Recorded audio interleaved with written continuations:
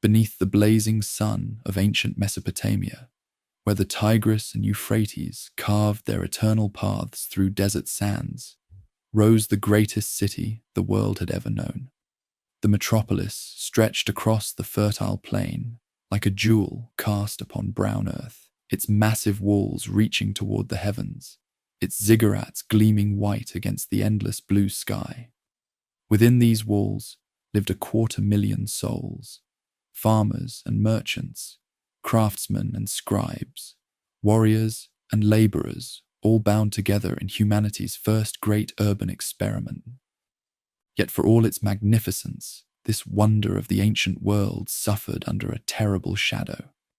Its ruler, though blessed with strength beyond mortal measure and wisdom surpassing ordinary men, had become a tyrant whose cruelty knew no bounds.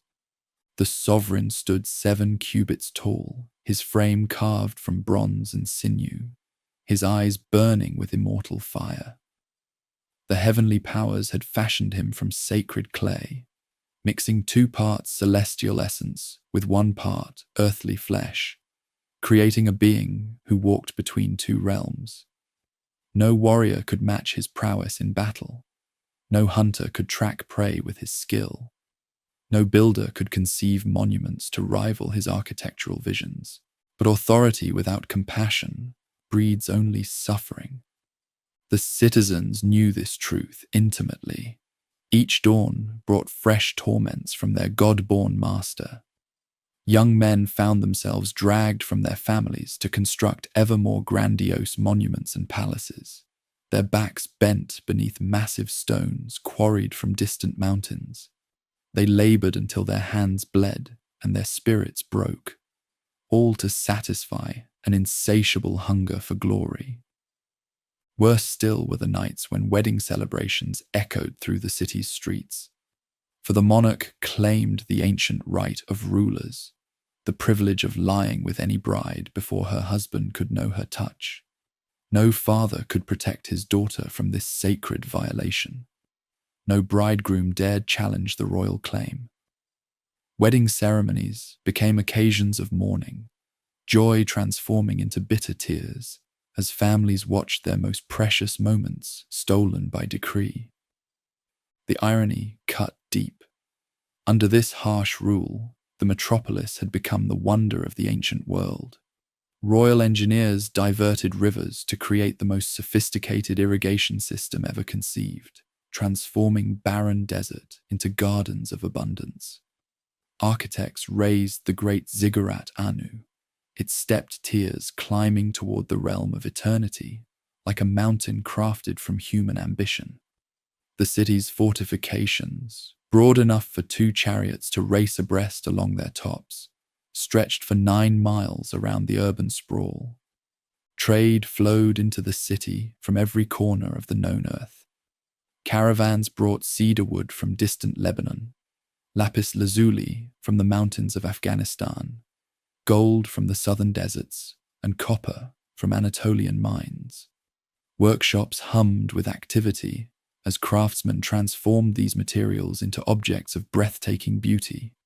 Jewelry that captured sunlight in precious metals, textiles dyed in colors that seemed to hold pieces of rainbow, weapons whose edges could split hairs. Yet none of these achievements brought happiness to the inhabitants. What use were magnificent monuments when their builders collapsed from exhaustion? What joy could fine goods bring when their creators lived in fear? The contradiction tormented those who remembered earlier times. Elder merchants recalled when the young heir first claimed the throne, full of noble intentions. They spoke quietly of his early years, when he had listened to advisers, shown mercy to enemies, and walked among his subjects as their protector rather than their oppressor. Something had transformed his nature. Some wound or disappointment had twisted nobility into tyranny. Perhaps it was the burden of his celestial heritage. Mortality and godhood warred within his breast, creating a restlessness that no earthly pleasure could satisfy. Born to bridge 2 worlds, he found himself belonging fully to neither. too immortal for human friendship, too mortal for heavenly acceptance. He stood isolated atop the pyramid of authority. The ruler's daily routine reflected this spiritual emptiness. Dawn found him in the palace gymnasium, wrestling with bronze-armed champions until their bones cracked. Midday brought inspections of construction projects, driving workers beyond their limits with demands for impossible speed and perfection. Afternoon councils saw him issue decrees with the arbitrary finality of natural disasters, taxation that impoverished prosperous families, laws that criminalized ancient customs, punishments that far exceeded their supposed crimes. Most disturbing were his midnight wanderings through the city's streets. Citizens learned to bar their doors and extinguish their lamps when word spread that their sovereign walked abroad, for these nocturnal journeys inevitably ended with someone's property confiscated, someone's daughter claimed, or someone's life destroyed on a whim. Religious life suffered perhaps worst of all. The monarch claimed celestial sanction for his actions, twisting sacred traditions to justify his cruelties. Holy men found themselves caught between their duty to the heavens and their fear of earthly wrath. They watched helplessly as ancient rituals were modified to glorify the throne rather than honor the immortal powers. Sacred ceremonies became celebrations of royal authority rather than spiritual renewal. This corruption poisoned the relationship between the city and the realm above. The celestial powers had created their champion to be their representative on earth, a bridge between mortal and immortal worlds. Instead, they watched their chosen instrument become a source of suffering for the very souls he was meant to protect. In the council chambers of heaven, where immortal beings debated the fate of the world below, the tyrant's name was spoken with growing concern. Anu, the Sky Father and chief of the pantheon, listened to reports from messengers who traveled between Earth and eternity.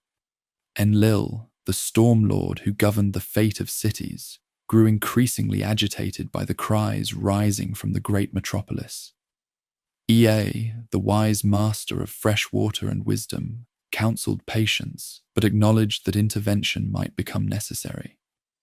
The breaking point came during the celebration of Ishtar, goddess of love and war. This sacred observance, held at the season's turning, when the earth renewed itself, had traditionally been the city's most joyous occasion.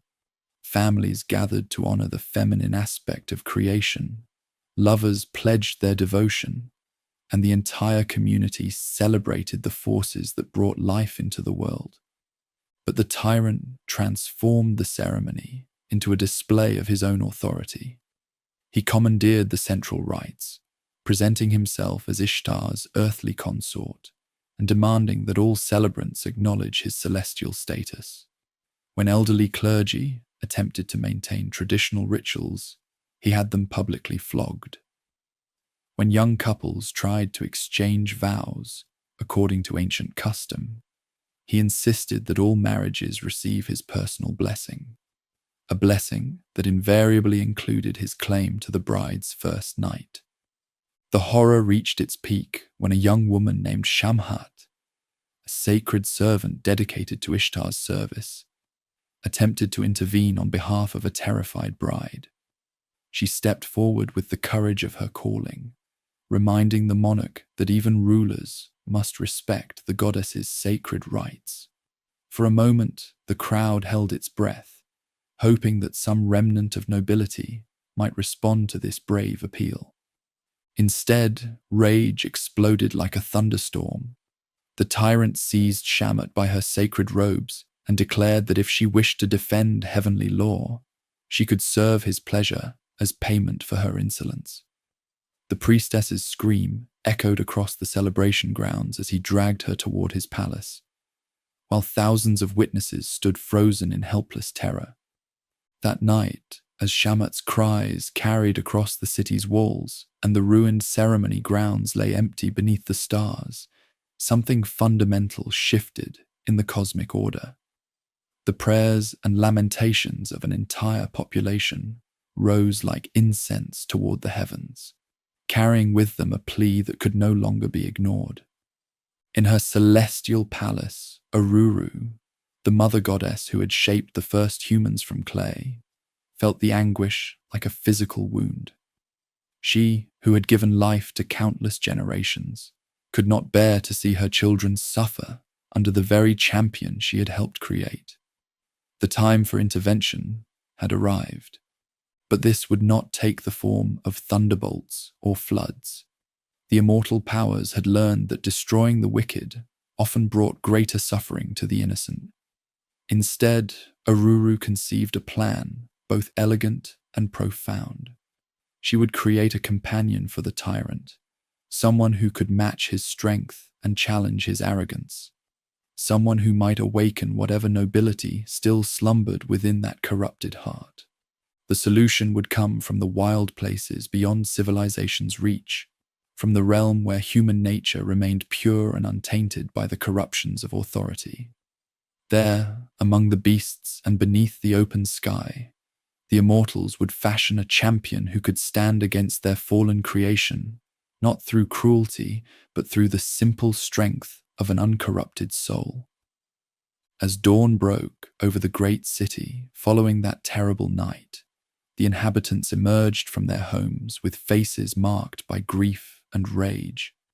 They had endured much from their God-born ruler, but the violation of their most sacred celebration had crossed a line that could not be uncrossed. In markets and workshops, in homes and gathering places, the same desperate prayer rose from countless lips, a plea to any higher authority that might still care for mortal suffering. They prayed for deliverance. They prayed for justice. They prayed for someone, anyone, who could stand against the tyrant who ruled them. In the wilderness, beyond the city walls, where lions hunted gazelle and eagles soared above endless grasslands, their prayers were about to be answered in ways none of them could possibly imagine. In the wilderness, beyond the great city walls, where no human footprint marked the ancient paths, and civilization remained but a distant dream, the goddess Uruk knelt beside a pristine spring. The water bubbled up from deep within the earth, untouched by mortal hands, carrying with it the pure essence of creation itself. Here, in this sacred place where heaven touched earth, she would craft her answer to the prayers rising from the oppressed. Taking clay from the riverbank, the same primordial substance from which all life had first emerged, Uruk began her work. Her hands moved with the rhythm of eternity, shaping and molding, breathing purpose into formless matter. This creation would be different from the tyrant who ruled behind walls of stone, where one had been crafted to bridge two worlds. This being would embody the untamed strength of the earth itself. As the goddess worked, she whispered into the clay the essence of every living thing that roamed the grasslands. The speed of the gazelle, the courage of the lion, the wisdom of the eagle, all flowed through her fingers into the figure taking shape beneath her touch. When lightning split the sky above, she caught its fire and pressed it into the being's heart. When thunder rolled across the plains, she captured its voice and placed it within his throat. The moment of animation arrived. Uruk breathed into the nostrils of her creation, and life sparked within the earthen form. Eyes opened, deep and brown as fertile soil, holding within them the innocence of the newly born and the ancient wisdom of the earth itself. The being drew his first breath, tasting air sweet with the scent of growing grass and blooming flowers. He stood, magnificent in his nakedness, 7 cubits tall like his destined counterpart, but carved from different dreams entirely. Where the city's ruler bore the sharp angles of ambition and the hard lines of authority, this new creation flowed with grace. His hair fell in thick waves past his shoulders, dark as the rich earth from which he had emerged. His skin, kissed by wind and sun, from the moment of his making, glowed with the health of one who knew no poison of corruption or excess. The goddess smiled upon her handiwork and spoke a single word that would define his existence: Enkidu. It meant creation of the god Enki. Though this being belonged to no single deity, but to the forces of life themselves. As Uruk faded back to the celestial realm, leaving only the faintest shimmer in the air to mark her presence, the newly born wanderer looked upon the world with wonder. Everything was new, everything held mystery and possibility. The grass beneath his feet felt alive with tiny movements. The wind carried 1,000 different scents, each one a story waiting to be understood. The sky stretched above him, vast and blue and calling to something deep within his soul. A sound caught his attention, the soft lowing of cattle grazing nearby. Moving with instinctive grace, he approached the herd. The beasts showed no fear of this naked figure who emerged from the grassland. Instead, they welcomed him as one of their own, pressing close to nuzzle his hands and shoulders. He found himself understanding their simple needs, their contentment with the rhythm of eating and resting that marked their days. Soon, other beings discovered this strange new presence in their domain.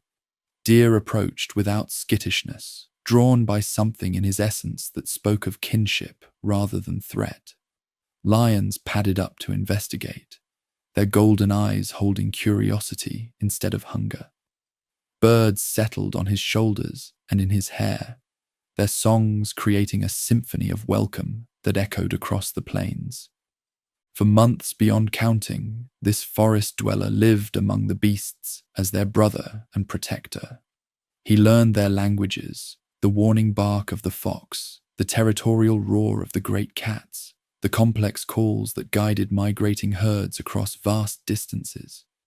His body grew strong from running with the gazelles, swimming with the river horses, climbing with the mountain sheep. His senses sharpened until he could track a beetle's path through grass or identify individual eagles by the sound of their wing beats. The four-legged ones came to depend on him.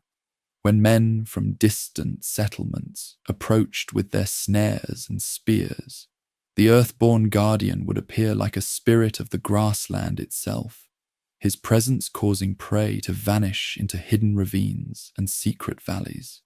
He filled in the pits that trappers dug, broke the mechanisms of their devices, and scattered their carefully laid plans. To the inhabitants of the plains, he had become both protector and guide. His guardianship extended beyond mere interference with human pursuit. When drought threatened water sources, he would lead entire herds to hidden springs, known only to the oldest inhabitants. During harsh winters, he showed them sheltered valleys, where grass still grew green beneath protecting cliffs. In times of plenty, he taught the younger ones which plants nourished and which brought sickness, which paths led to safety and which harbored danger. The forest dweller knew nothing of cities or rulers, of written words or constructed laws. His morality was simple and pure. Protect the innocent, share abundance, respect the order that connected all living things. He had never seen worked metal, woven cloth, or cooked food. Fire was the lightning that split the sky during storms, not something to be tamed and controlled for human purposes. Water came from streams and springs, not channels carved by engineering. Shelter meant caves and tree hollows, not buildings raised by architectural design. Yet despite his contentment in this paradise, sometimes the earthborn one would feel a strange stirring in his breast. Standing on high hills as the sun set behind distant mountains, he would sense some incompleteness in his existence. The feeling was not unhappiness. He knew too much joy in his simple life for that, but rather like a song with missing notes, a tapestry with spaces yet to be filled. These moments of longing always passed when his four-legged friends called him back to their immediate needs. There were always young ones to be taught, territories to be defended, seasonal migrations to be guided. The rhythm of earthly life swept him along in its ancient patterns, and the undefined yearning would fade into the background of his consciousness. Meanwhile, in the farming settlements that dotted the edges of the grasslands, strange stories began to circulate. Those who pursued game returned from expeditions with tales of supernatural encounters, snares found broken, devices destroyed, herds that vanished like morning mist at the approach of human tracking parties. Some claimed to have glimpsed a figure moving among the beasts, tall and powerful as a hero from ancient legends, but disappearing so quickly that they questioned their own eyes. One pursuer spoke of tracking a magnificent lion for 3 days, only to discover his quarry drinking peacefully from a spring in the company of gazelles and sheep, enemies sharing the same water source without fear or aggression.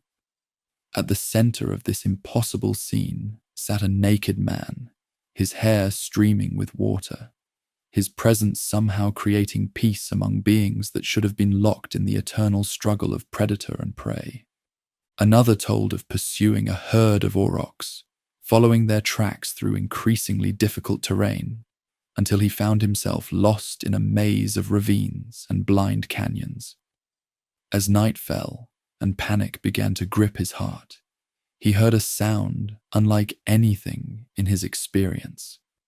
A voice that was human, yet somehow larger, calling across the darkness with words he could not understand, but that filled him with inexplicable comfort. Following that voice, he found his way back to familiar territory, though he never discovered its source. These tales might have remained merely campfire stories, shared among those who lived by pursuit to explain their failures and embellish their adventures, if not for one persistent man whose livelihood depended on success. This weathered veteran of the frontier between towns and grassland had noticed patterns in the disruption of his work. The destroyed snares were not random. They showed intelligence, planning, even a kind of mercy that removed the mechanisms without harming nearby beasts. Determined to solve this mystery that was costing him his trade, the man decided to keep watch over his devices. For 7 nights, he hid among the rocks near his most reliable hunting ground, waiting for the mysterious saboteur to reveal himself. His patience was finally rewarded when the moon was dark and the stars provided the only illumination. From the shadows emerged a figure that made his breath catch in his throat, taller than any man he had ever seen, moving with the fluid grace of a great cat. The forest dweller moved among the snares with casual efficiency, but it was not the destruction of his equipment that held the watcher spellbound. It was the sight of this naked giant surrounded by a court of beasts that followed him like subjects attending their beloved sovereign. Deer walked at his sides, their usual nervousness replaced by complete trust. Lions padded behind him, their terrible strength rendered gentle by his presence. Birds perched on his shoulders and arms, creating a living cloak of feathers and song. Even the smallest ones, rabbits and squirrels, foxes and badgers, moved in his wake like a miniature army following their commander into battle. The observer watched in awe as this impossible procession moved through the moonlit landscape. When the earthborn guardian knelt to examine a snare, his followers arranged themselves around him in protective formation. When he stood and moved to the next device, they flowed with him in perfect coordination. It was like witnessing the spirits of the earth made manifest, the secret harmony that lay beneath the apparent chaos of the world. When dawn came and the strange company melted away into the growing light, the man found himself changed by what he had witnessed. This was no ordinary being who lived among the beasts. This was something touched by the divine powers themselves, a figure who embodied the freedom that existed before cities and laws and the complicated structures of organized life. Racing back to his village, the observer sought out the eldest inhabitants, those who remembered the oldest stories and maintained the ancient wisdom. To them, he told his tale, describing every detail of the miraculous sight he had witnessed. The elders listened with growing excitement, recognizing in his account something from their most sacred traditions. "The gods have sent a champion," whispered one ancient woman, her eyes bright with possibility. "A pure heart to stand against the corruption that poisons the world." "But he is too removed from human ways," worried another elder, "too distant from our customs. How can one who has never known organized life challenge one who rules it?" The question hung in the air, like incense, heavy with implication. For if this forest guardian was indeed heaven's answer to their prayers, then somehow he must be brought into contact with the world he had been created to change. The challenge lay in bridging the vast gulf between his innocent freedom and the complex corruption of structured existence. The answer, when it came, would prove as ancient as desire itself and as transformative as the first dawn that had awakened consciousness in the human heart. For there were forces in the world that could reach across any gulf, that could transform the most innocent soul and awaken in them the full complexity of human experience. In the great city where the tyrant continued his oppression and the citizens continued their suffering, events were already in motion that would forever alter the destiny of both the organized and the free. The elderly observer who had witnessed the forest dweller made his way swiftly through the dusty roads leading to the great metropolis. His weathered hands clutched a small pouch of silver coins, his life savings offered as payment for an audience with those who might know how to approach this miraculous being. The stories he carried burned within him like fire, demanding to be shared with someone who possessed the wisdom to understand their significance. Upon reaching the massive gates, he sought out the temple complex dedicated to Ishtar. Here, among the courtyards and perfumed chambers, dwelt those women who served the goddess through the ancient rites of love and fertility.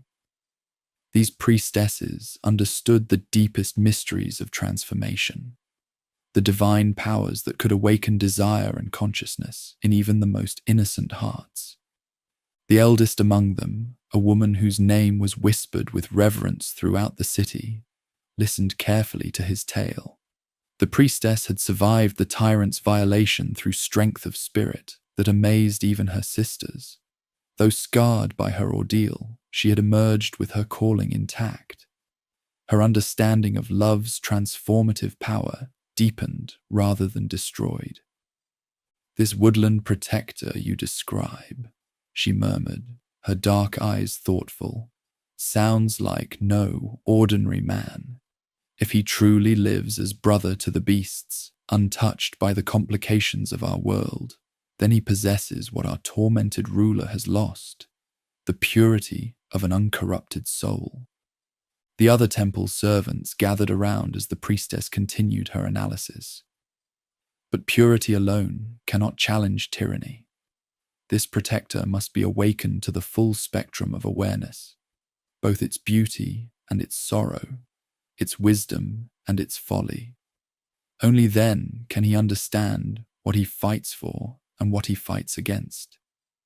The process they proposed was as old as consciousness itself. Through the arts of love, they would send one of their number to find this forest dweller and guide him across the threshold from simple wildness into the complex realm of awareness. The transformation would be irreversible. Once awakened to knowledge, he could not return to his previous state of contentment. "I will go," the priestess declared, her voice carrying the weight of destiny. "I have looked into the heart of corruption and survived. Perhaps I can help this pure soul understand both the darkness and the light that dwell within mortal hearts. Preparations took 3 days of careful planning. The temple woman would need guides who knew the grasslands, provisions for the journey, and most importantly, the oils and perfumes that were part of her divine calling. As she made ready for the expedition, word of the mission reached the ears of the city's ruler through his network of spies and informants. The tyrant's response was swift and characteristic. If indeed some champion had been sent by the heavenly powers to challenge him, then this threat must be neutralized before it could develop. He summoned his most trusted general and issued secret orders. Follow the priestess, observe this supposed protector, and if he proved dangerous, eliminate him before he could reach the city. The general, a scarred veteran of countless campaigns, accepted these orders with the grim efficiency that had made him valuable to his master. He selected 12 of his finest warriors, men whose loyalty was absolute and whose skills in stealth and assassination were legendary among the army. These soldiers had carried out similar missions before, striking down potential rivals and threats before they could challenge the throne. Thus, 2 expeditions set forth from the metropolis under the same blazing sun, one carrying the hope of transformation, the other bearing the shadow of violence. The temple woman traveled openly with her guides, while the soldiers followed at a distance, their bronze weapons glinting beneath concealing cloaks. The journey to the grasslands took 7 days of hard travel through increasingly wild terrain. As they moved farther from the walls and towers, the very air seemed to change, feeling cleaner and more alive with possibilities. The priests who accompanied the temple woman, as her guides had learned from local shepherds, the general area where the mysterious protector had been observed. But finding one specific being in the vast expanse of rolling hills and hidden valleys would require both patience and divine favor. Their opportunity came at a watering hole that served as a gathering place for both domestic herds and their cousins from the wild. As the sun reached its peak on their 3rd day of searching, the priestess and her companions concealed themselves among the rocks overlooking the spring. They did not wait long before the most extraordinary sight any of them had ever witnessed began to unfold. From the eastern hills came a procession that belonged more to legend than to earthly reality. Leading a vast company of beasts strode the figure they sought, tall and magnificent, his skin bronzed by sun and wind, his hair flowing like a mane around shoulders that could have been carved from living stone. But it was not his physical presence that struck the watchers speechless. It was the sight of the court that followed him. Lions walked beside gazelles without hostility. Bears shambled alongside deer without thought of predation. Eagles perched on the backs of mountain sheep, while serpents glided peacefully among the hooves of cattle. The very laws of the natural world seemed suspended in the presence of this being, who had somehow awakened the original harmony that had once united all living things. The priestess felt her breath catch as she observed him more closely. Every movement spoke of grace learned from the creatures around him. His laughter rang across the water as young animals played at his feet. His touch gentled the most skittish beasts with effortless authority. Here was purity made manifest, virtue given form and substance. Yet as she watched him drink from the spring, cupping the clear water in his hands, she also saw a different quality, a sadness that flickered across his features when he thought himself unobserved, a searching quality in his gaze as he looked toward horizons he had not explored. The longing that had touched him during his solitary moments on the hilltops was growing stronger, though he himself did not yet understand its nature. Hidden among the rocks farther back, the assassins also watched this display with growing unease. They had come prepared to eliminate a potential threat to their master's rule, But what they witnessed challenged their understanding of both threat and loyalty. This woodland protector showed no signs of ambition or cruelty. His very presence seemed to radiate peace and protection. Even the hardened warriors found themselves questioning whether eliminating such a being would serve justice or merely perpetuate tyranny. "He is ready," the priestess whispered to her companions. "His soul yearns for more than his current life can provide. The awakening will be a gift as much as a transformation." As evening approached and the great assembly of beasts dispersed to their various shelters, the temple woman made her preparations. She bathed in the waters she had carried from Ishtar's shrine, anointed herself with oils that carried the essence of divine femininity, and clothed herself in garments that revealed rather than concealed the beauty of her form. These were not mere physical preparations, but rituals that aligned her with the goddess whose power she channeled. The night passed slowly for all the watchers. The priestess meditated on the magnitude of what she was about to attempt. The assassins debated among themselves whether to proceed with their mission. And somewhere in the darkness, the forest protector dreamed dreams that carried hints of transformations he could not yet comprehend. When dawn painted the eastern sky with fingers of gold and rose, the woodland guardian returned to the watering place as was his custom. But this morning, instead of finding only the familiar company of his four-legged friends, he discovered a sight that stopped him in his tracks.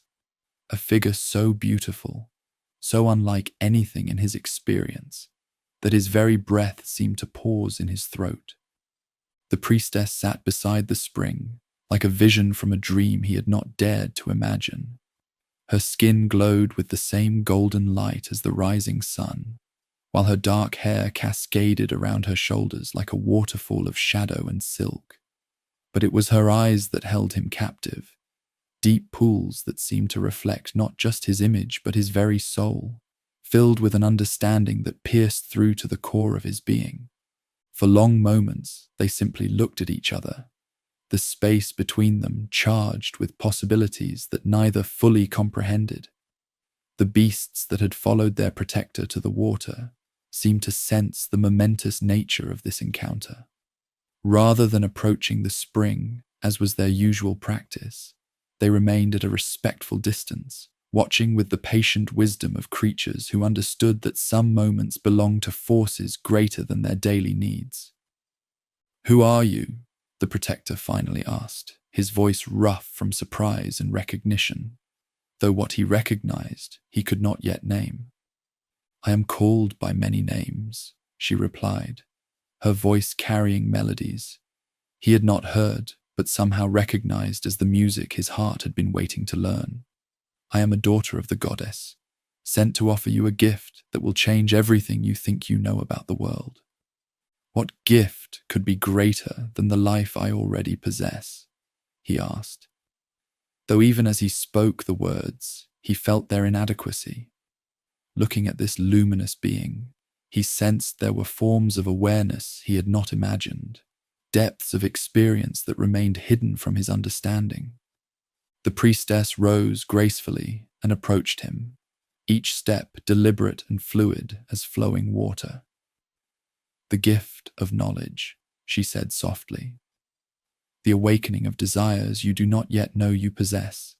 The understanding of what it means to be truly aware rather than merely content." She reached out and touched his face with fingers that seemed to carry starlight. At that contact, everything fundamental shifted in the woodland protector's consciousness. For the first time in his life, he became aware of his own nakedness, not as the simple state of all creatures, but as a condition charged with meaning and possibility. For the first time, he looked upon another being and felt not just kinship or protectiveness, but a yearning that reached toward mysteries he had not contemplated. "Come," the priestess whispered, taking his hand in hers. "Let me show you the first of the great secrets that separate awareness from the simple contentment of the beasts. She led him away from the watering place, away from the watching eyes of his four-legged friends, into a grove of ancient trees whose branches created a cathedral of green shadows and dancing light. There, on ground carpeted with soft grass and scattered flowers, she initiated his education in the most fundamental of experiences. What followed was a transformation as profound as the creation that had first brought him into being. Through the arts of physical union, guided by one who understood its deepest meanings, the woodland protector crossed the threshold between simplicity and knowledge. His consciousness expanded like a flower opening to the sun, revealing chambers of awareness he had not suspected could exist within him. The awakening took 7 days and 7 nights. Each dawn brought new revelations, each sunset new understanding. The priestess taught him not just the physical aspects of love, but its emotional and spiritual dimensions as well. She showed him how desire could transcend mere bodily pleasure to become a force that connected souls across the apparent barriers that seemed to separate one being from another. But with awakening came consequence that could not be avoided or reversed. When the intensity of revelation finally faded and he attempted to return to his companions at the watering place, he discovered that everything had changed in ways that cut deep into his heart. The beasts that had once welcomed him as their brother now regarded him with confusion and growing wariness. His scent, his manner, his very essence had been altered beyond their recognition. A young gazelle that had often played at his feet now shied away from his approach. A lion that had once accepted his touch with purring contentment now watched him with guarded eyes. One by one, his oldest friends and closest companions turned away from him, returning to the grasslands without him, leaving him alone in ways he had not known were possible. The loss struck him like a physical blow that left him gasping.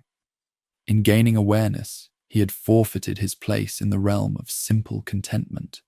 He could no longer speak the wordless language that had connected him to his four-legged brothers. Their world, which had once embraced him completely, now felt foreign and distant, separated from him by a gulf that seemed impossible to bridge. The priestess, who had observed this painful separation with knowing sadness, approached him as he stood alone beside the spring. "This is the price of awakening," she said gently. "You cannot return to what you were, but what you can become is far greater than what you have lost." "What am I now?" he asked, his voice heavy with grief for the companionship that had been stripped away. "You are aware," she replied, "with all the complexity and contradiction that entails. You are capable of love that transcends physical desire, of loyalty that endures beyond convenience, of courage that faces impossible odds, of wisdom that comes only through suffering. You are no longer merely innocent. You are capable of choosing between good and evil, which makes your choices meaningful in ways that simple contentment could not achieve." Over the following days, the priestess became his teacher in the complexities of conscious life. She showed him how to prepare food with fire rather than eating only what grew or could be taken raw. She taught him to fashion clothes from animal skins and woven grass, explaining how covering the body was not just protection from the elements, but a marker of the boundary between civilized awareness and wild instinct. She explained the concepts of ownership and trade, showing him how the accumulation and exchange of goods created webs of obligation and opportunity that bound communities together. She described laws and customs, the intricate social structures that governed life within settlements and cities. Most importantly, she told him stories, tales of heroes and villains, of the great metropolis beyond the grasslands, of the tyrant whose cruelty had prompted the gods to create a champion who might stand against him. His name is Gilgamesh, the priestess said as they sat beside a fire she had taught him to kindle and maintain. He was created to be a bridge between mortal and divine realms, but power has corrupted his noble purpose. He oppresses those he was meant to protect, destroys what he was meant to preserve, and brings suffering where he should bring justice. The protector, who had now accepted the name Enkidu as his own, listened with growing intensity. Each detail of the tyrant's cruelties awakened a burning sense of righteous anger within his transformed heart. He who had spent his life protecting the innocent could not bear to hear of virtue betrayed by one who possessed the power to defend it. She told him of the wedding nights stolen, the young men worked to death on grandiose projects, the arbitrary executions that served no purpose beyond displaying power. She described the festival where she herself had been violated, and how the cries of the oppressed rose to heaven each night, like incense carrying desperate prayers for deliverance. "I must face him," Enkidu declared, his voice carrying a new quality of steel that would have been foreign to his earlier self. "If I was created to be his equal, then it is my duty to call him to account for his crimes." "You will," the priestess assured him. "But first, you must understand the world you seek to change. Come with me to the city. See with your own eyes what his rule has wrought. Only then will you be ready for the confrontation that will determine the fate of thousands." Unknown to either of them, their conversation was overheard by ears that had been trained to report such discussions. The soldiers who had followed the expedition remained hidden among the rocks and trees, their bronze weapons ready, their orders clear. But as they listened to the discourse between priestess and protector, uncertainty crept into their resolve. This champion spoke not of conquest or personal ambition, but of justice and protection for the innocent. His transformation from beast friend to conscious awareness had been accomplished through divine rites, not dark sorcery. Even his anger at their ruler's crimes seemed righteous rather than vindictive. The soldiers faced a choice that would echo through the ages. They could fulfill their orders and attempt to eliminate this potential threat before he reached the city, or they could allow destiny to unfold as the gods apparently intended, trusting that divine will might accomplish what mortal strength had failed to achieve. In the end, it was the memory of their own families, wives and children who suffered under the tyrant's cruel decrees, that decided them. The captain of the assassins made a decision that would have cost him his life if discovered. Silently, he gestured for his men to withdraw from their concealment and return to the city, leaving Enkidu and the priestess to continue their preparations undisturbed. The stage was set for a confrontation that would shake the foundations of the world's greatest metropolis. Two champions, both created by divine will, but shaped by vastly different experiences, would soon meet in a clash that would determine whether tyranny or justice would rule the land between the rivers. As Enkidu gazed toward the horizon, where the great city lay hidden beyond the curve of the earth, he felt the weight of destiny settling upon his shoulders. He had been created in purity, awakened through love, and now he must be tested through conflict. The transformation of the woodland protector was complete, but his greatest challenges still lay ahead. The journey to the great metropolis took 10 days across terrain that grew increasingly cultivated as they approached civilization's heart. The woodland warrior marveled at the transformation of the landscape. Wild grasslands giving way to ordered fields, irrigation channels cutting geometric patterns into the earth, villages clustering around wells and trading posts in precise arrangements. Each mile brought new wonders and new sorrows, as his guide pointed out both the achievements and the costs of organized society. They passed work gangs, laboring under the blazing sun, building roads that would carry tribute to the treasuries. The forest-born watched with growing anger as overseers struck workers who moved too slowly, their whips leaving bloody welts on backs already scarred from previous beatings. These men had once been farmers and craftsmen, his companion explained, conscripted into service and worked until their bodies failed or their spirits broke. "Why do they not resist?" the transformed warrior asked, his hands clenching into fists as he witnessed another brutal punishment. "Because resistance means death," his teacher replied sadly, "and because they have families who depend on their meager wages for survival. The tyrant has created a system where compliance brings suffering, but rebellion brings annihilation." They encountered a merchant caravan whose leader wept openly as tax collectors seized 3/4 of his goods. The man had spent months gathering cedar wood from distant mountains, trading fairly with forest peoples and risking his life on dangerous roads. Now his profits would fill the warehouses, while his family faced poverty, and his trading partners would receive nothing for their labors. At a village well, they found women drawing water in the hour before dawn, their faces marked by exhaustion and fear. These were the mothers and sisters of conscripted workers, rising early to complete their household tasks, before walking miles to deliver food to the construction sites where their men labored. Many carried infants born to women whose husbands had been taken for projects, children who would grow up knowing their fathers only by brief visits stolen from work details.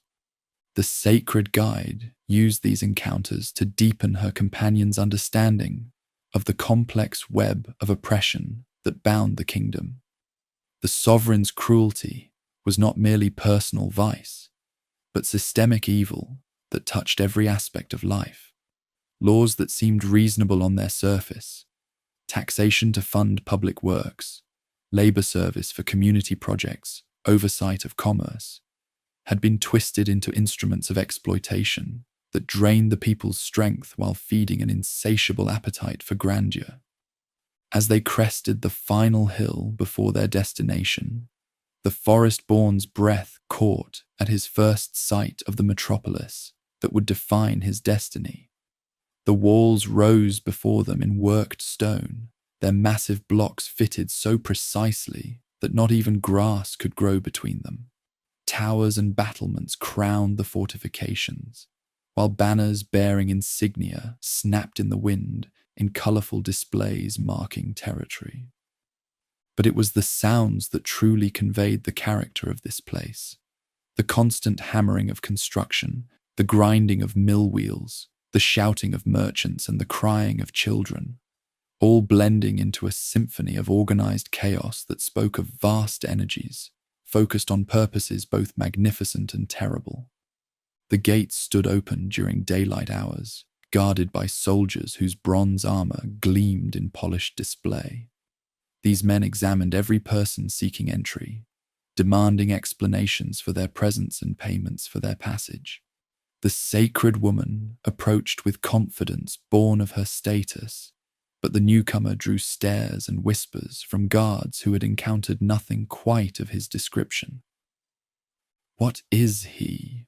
murmured a soldier to his companion, noting the stranger's unusual size and the way he moved with predatory grace despite his civilized clothing. "Trouble," his partner replied, though whether he meant trouble for the metropolis or trouble for someone specific remained unclear. Inside the walls, the transformed warrior found himself overwhelmed by sensations his wilderness life had not prepared him to experience. The press of bodies in narrow streets, the smell of cooking food mixed with human waste, the constant noise of commerce and construction, all of it crashed over him in a flood, threatening to drown his consciousness in pure sensation. His guide led him across the maze of districts that made up the urban landscape. They passed workshops where craftsmen hammered bronze into intricate shapes, their skill evident in every piece they created. They walked among markets where goods from across the known world competed for buyers' attention, spices that made the air dance with exotic scents, fabrics that caught light and captured rainbows, jewelry that transformed mere metal and stone into objects of breathtaking beauty. Yet everywhere they went, the forest-born saw signs of the oppression his teacher had described. Artisans worked with the desperate intensity of those who knew their output was monitored, and their livelihoods dependent on meeting impossible quotas.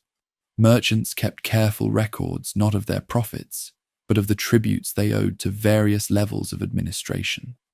Even children played games that mimicked the hierarchies that governed their parents' lives. The sacred district provided a brief respite from the harsh realities. Here, in courtyards shaded by ancient trees and cooled by flowing fountains, clergy maintained rituals that connected the earthly realm to the celestial powers above. The architecture spoke of harmony instead of domination, with curved lines and natural materials creating spaces that felt alive instead of merely functional. But even here, the tyrant's influence could not be escaped. His guide pointed out modifications to traditional designs, additions that glorified achievements instead of honoring the immortals, inscriptions that elevated status to near celestial levels, artwork that portrayed the sovereign as the equal of eternal powers instead of their servant. He seeks to remake the very relationship between earth and heaven, she explained, as they stood before a statue that depicted the monarch receiving authority directly from the chief deities. Not content with earthly dominion, he claims celestial sanction for his every whim.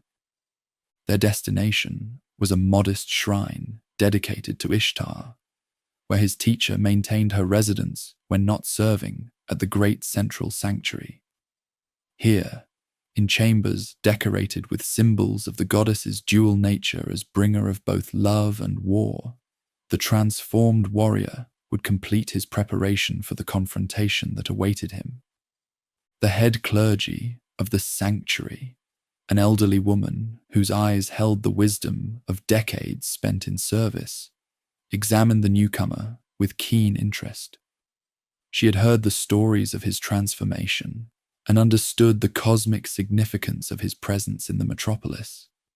"You carry the mark of the immortals upon you," she said after studying him carefully. "But do you understand the weight of the destiny they have placed upon your shoulders?"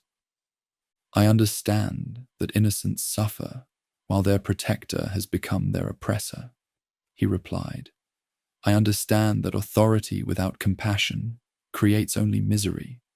I understand that someone must stand against tyranny, even if that person was born only months ago in a grassland far from here."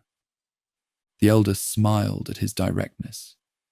"Wisdom often comes not from years, but from clarity of purpose. You have been awakened not just to desire, but to justice. That awakening will be tested in ways you cannot yet imagine."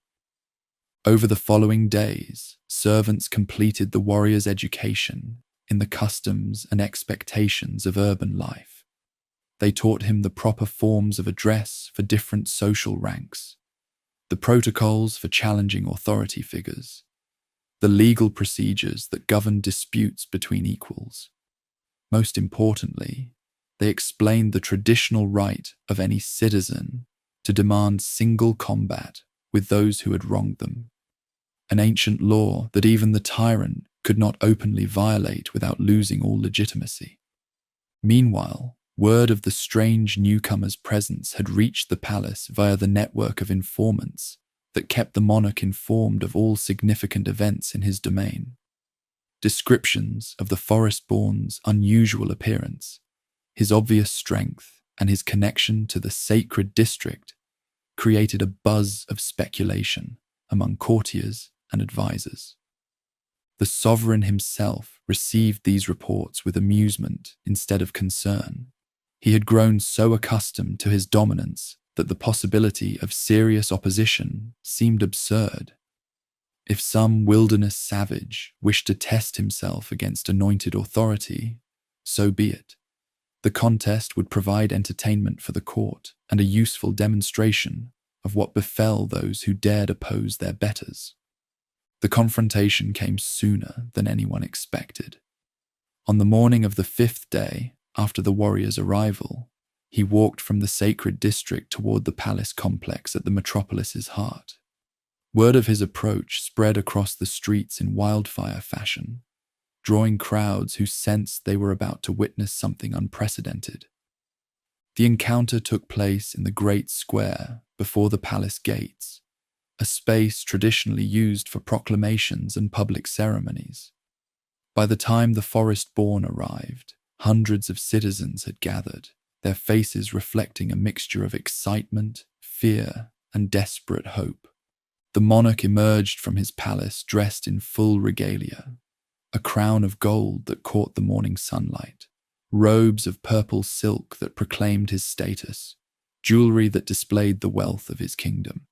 He moved with the casual arrogance of one accustomed to automatic deference, expecting this encounter to follow the pattern of countless previous opposition from ambitious nobles or foreign warriors. But when he saw the challenger standing in the center of the square, something flickered in his eyes that might have been recognition, not of the individual, but of something deeper and more disturbing. Here was someone who matched his own extraordinary height and build, who radiated the same sense of being more than merely human, who carried himself with the confidence of one who had not known defeat. "So," the monarch said, his voice carrying clearly across the square, "you are the wilderness creature who thinks to oppose anointed authority. Tell me, savage, what delusion has brought you before the throne of the chosen representative?" The forest-born stepped forward, and when he spoke, his words rang with the clarity of absolute conviction.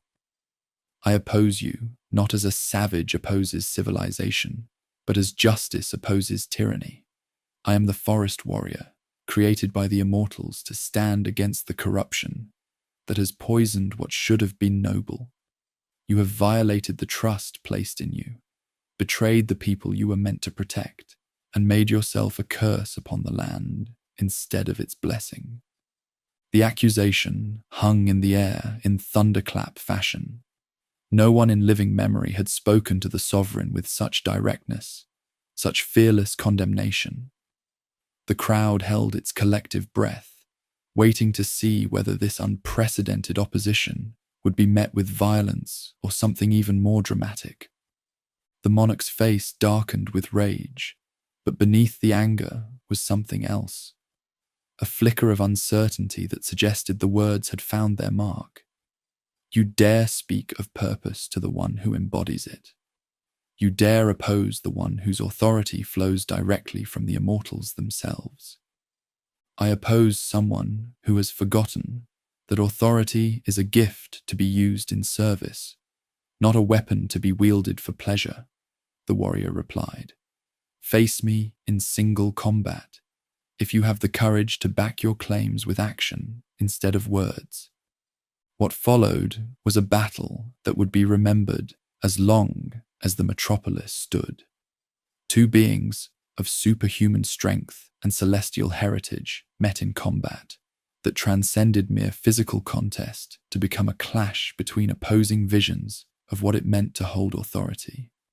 The sovereign fought with the skill of decades of warfare, his movements precise and deadly, his strength augmented by the finest training and equipment the kingdom could provide. But the forest-born fought with something more dangerous, the righteous fury of someone who had seen purity betrayed and found it intolerable. They grappled in Titan fashion, their contest shaking the very stones of the square. Neither bronze nor iron could withstand the forces they unleashed, weapons shattering against flesh that had been touched by celestial fire. They fought with fists and feet, with holds and throws that would have killed ordinary men, their battle ranging across the square in localized earthquake fashion.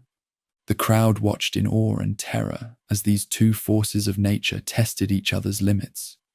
Here was raw strength made manifest, the kind of might that had shaped the world in its earliest days when immortals walked openly among mortals. But as the combat continued, something unexpected began to happen. Via the exchange of blows, during the testing of each other's resolve and skill, a strange recognition passed between the combatants. Each found in the other something that had been missing from his own existence. An equal, someone who could truly understand the burden of being more than human. The sovereign discovered that his opponent fought not for personal glory, but for principles that resonated with his own half-forgotten ideals. The forest warrior realized that beneath the tyrant's cruelty lay a tortured soul who had lost his way, instead of the inherently evil creature he had expected. The battle ended not with victory or defeat, but with mutual recognition.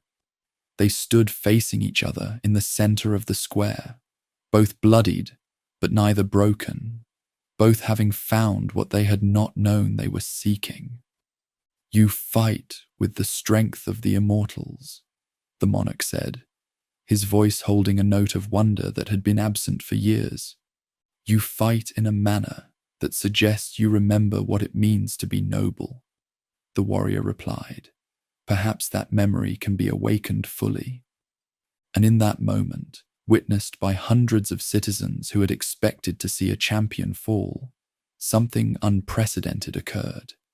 Instead of enemies, the two celestially born warriors became friends, brothers united by shared nature and mutual respect. The transformation was immediate and profound. The monarch who had terrorized his people for years suddenly saw his kingdom with different eyes, eyes that had been opened by finding someone who could oppose him without seeking to destroy him.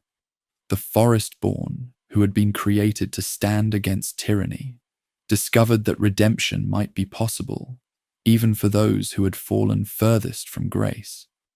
The crowd erupted in a mixture of confusion and hope. They had witnessed not just a physical contest, but a spiritual transformation that would reshape their world. The two champions stood together now, their friendship forged in combat, but destined to accomplish far more than either could have achieved alone. But the immortals, who had created the forest warrior to humble the tyrant, were not entirely pleased with this outcome. They had intended punishment, not redemption, a lesson in justice, not a demonstration of mercy. The friendship that had been born from combat would soon face tests that neither champion could anticipate, ordeals that would force them to discover whether their bond was strong enough to withstand celestial displeasure. For now, though, the people of the great metropolis allowed themselves to hope. Perhaps their long nightmare of oppression was ending. Perhaps the immortals had indeed sent deliverance, though in a form none of them had expected. And perhaps, in the friendship of these two extraordinary beings, lay the seeds of a new kind of leadership that could bring justice without cruelty, strength without oppression. The first chapter of their partnership had been written in the dust of the palace square. The chapters to come would test whether such a friendship could survive the ordeals that awaited any who dared to defy the established order of the world. The brotherhood forged in combat transformed both champions and their kingdom in ways that rippled outward from the palace square. The ruler who had governed by fear discovered the joy of companionship with an equal, as the woodland warrior found purpose beyond mere opposition to tyranny. Together, they began to reshape the metropolis according to principles neither had fully understood during their solitary struggles. The changes came swiftly. Harsh labor quotas were reduced to levels that preserved human dignity. Tax collections, though still necessary for the kingdom's function, no longer stripped families of their basic needs.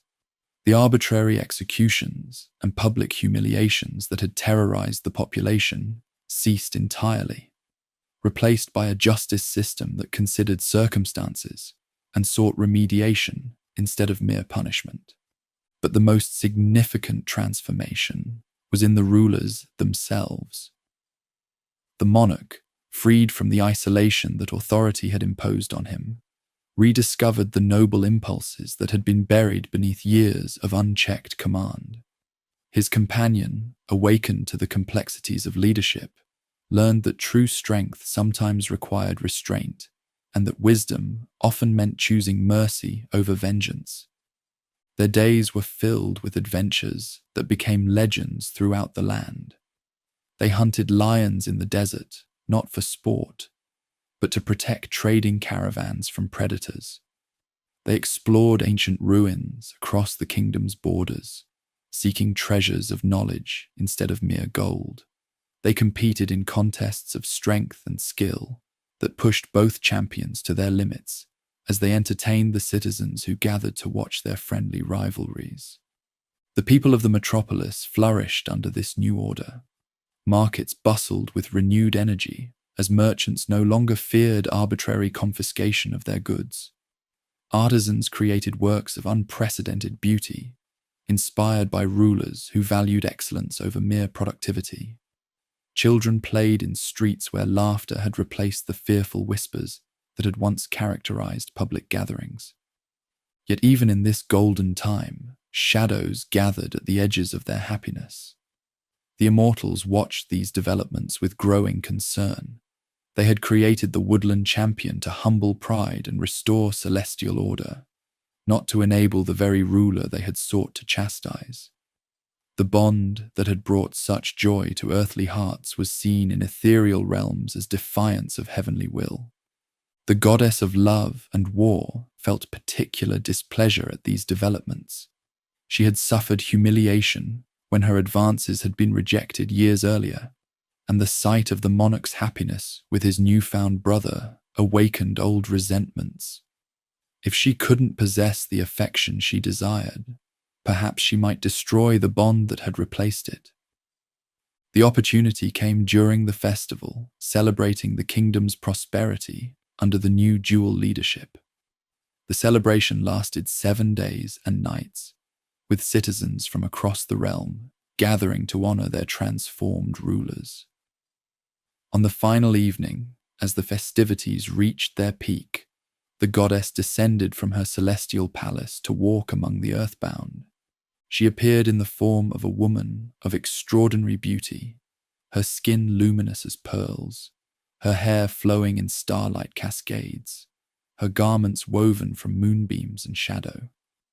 Every step she took left flowers blooming in her wake, and her voice carried melodies that made hearts race with sudden longing. The deity approached the royal pavilion where the two friends sat sharing wine and stories of their adventures. Her presence commanded the attention of every person in the square, but her focus remained fixed solely on the ruler who had once spurned her advances. "Great king," she said, her voice carrying across the suddenly silent celebration, "I have watched the transformation with interest. You have discovered the joy of true companionship, the pleasure of ruling with wisdom instead of force. Surely now you are ready for an even greater gift, the love of the goddess herself." The offer hung in the air in incense fashion, heavy with implications that every witness understood. To be chosen by the deity was to receive blessings that transcended earthly comprehension: eternal youth, victory in all endeavors, pleasure that surpassed human limitations. But it also meant abandoning all other loyalties, all other loves, to serve the goddess's desires alone. The monarch rose slowly, his face grave as he considered the magnitude of what was being offered. Beside him, his woodland brother watched with growing unease, sensing the trap hidden within the beautiful proposal. "Mighty goddess," the ruler replied, his voice respectful but firm, This offer honors me in ways that exceed measure. But I must ask, what of those who have accepted such gifts in the past? What became of Tammuz, the shepherd, whom you loved and then condemned to the underworld? What of Alalu, the eagle, whose wings you broke when his song no longer pleased you? What of Ishulanu, the gardener, whom you transformed into a spider when he dared to refuse advances? The litany of the goddess's former lovers and their fates created a ripple of unease across the assembled crowd. These stories were known to all, but few had ever dared to speak them aloud, especially in the presence of the deity herself. The goddess's beautiful face darkened with fury at this public recitation of her cruelties. You dare to throw my past actions in my face? You think newfound wisdom makes you immune to celestial displeasure? I think, the monarch replied steadily, that true love does not destroy what it claims to cherish. I think that wisdom lies in learning from the experiences of others. And I think that the greatest gift you might offer would be to respect the choice I make freely, instead of demanding submission to divine will. The rejection stung even more sharply this time, coming as it did before thousands of witnesses and delivered with such reasoned eloquence. The goddess's rage exploded in volcanic fashion, her celestial nature burning away the illusion of human form, to reveal the terrible beauty that earthbound beings were not meant to perceive directly. If you will not accept my love, she snarled, then perhaps you will accept my wrath.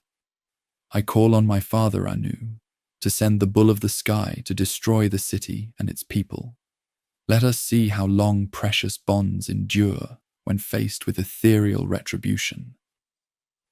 The goddess vanished in a whirlwind of wind and flame, leaving behind only the scent of burning roses and the echo of her terrible promise.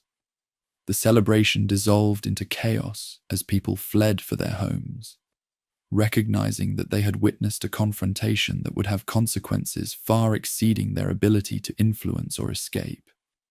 In the celestial realm, the goddess presented herself before her father Anu, with tears streaming down her immortal cheeks. "Father," she wailed, "I have been insulted past endurance by the earthly king. He has rejected my love not once, but twice, and done so in public view of thousands. My honor demands satisfaction." Anu, ancient and wise in ways that surpassed earthly comprehension, looked at his daughter with sympathy, tempered by understanding of the broader implications. "Child, you know that humans are free to accept or reject celestial offers. That freedom is essential to their nature and their purpose." "Then what of my honor?" the goddess demanded. "What of the respect due to the immortals? If earthbound beings can spurn our gifts without consequence, what becomes of the order that separates the ethereal from the terrestrial?" The question struck at fundamental principles that governed the relationship between celestial and earthly realms. After long contemplation, Anu reached a decision that would satisfy his daughter's wounded pride and teach humans the cost of defying eternal will. "Very well," he said finally. "I will send the bull of the sky to their city. But know this, the consequences of this action will fall not only on those who have offended you, but on innocents as well. The responsibility for their suffering will rest as much on my shoulders as on those who provoked anger." The bull of the sky was a creature of pure destruction, born from the primal forces that had shaped the world before order was imposed on chaos. Its breath might wither crops for miles around, its hooves shatter stone, its roar drive humans mad with terror. When it descended to earth in a pillar of fire and darkness, the very ground trembled beneath its weight. The beast materialized in the heart of the metropolis, its massive form filling the great square where the bond of the champions had first been forged. Citizens fled screaming as it bellowed its rage to the sky, the sound shattering windows and toppling weakened walls throughout the district. But if the goddess expected the champions to cower before this manifestation of celestial wrath, she was swiftly disappointed. The ruler and his woodland brother emerged from the palace armed with weapons that gleamed with their own inner light, blades forged by the finest smiths in the kingdom, and blessed by priests who understood that sometimes humans must stand against the very powers that created them.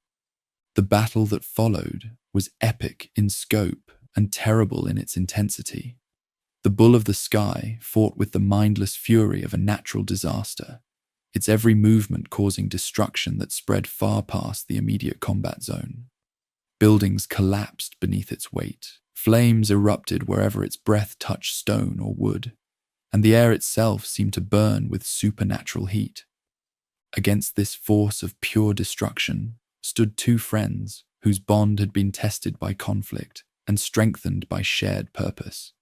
They fought as they had learned to live, in perfect coordination, each anticipating the other's moves, each covering the other's weaknesses. The ruler used his knowledge of warfare and tactics to direct their strategy, as the woodland warrior employed the instincts honed during his years among wild creatures to anticipate the beast's attacks. The contest raged for 3 days and nights, devastating entire districts of the city as the combatants ranged across the urban landscape. The champions showed wounds that would have felled ordinary men, but their celestial heritage gave them strength to continue fighting, even as their blood stained the stones beneath their feet. On the fourth dawn, as the sun rose over a city transformed by battle into a landscape of rubble and smoke, the tide finally turned. Working together with perfect timing, the two friends managed to corner the bull of the sky against the great wall that surrounded the metropolis. In a coordinated assault that combined their individual strengths into something greater either might achieve alone, they brought down the creature.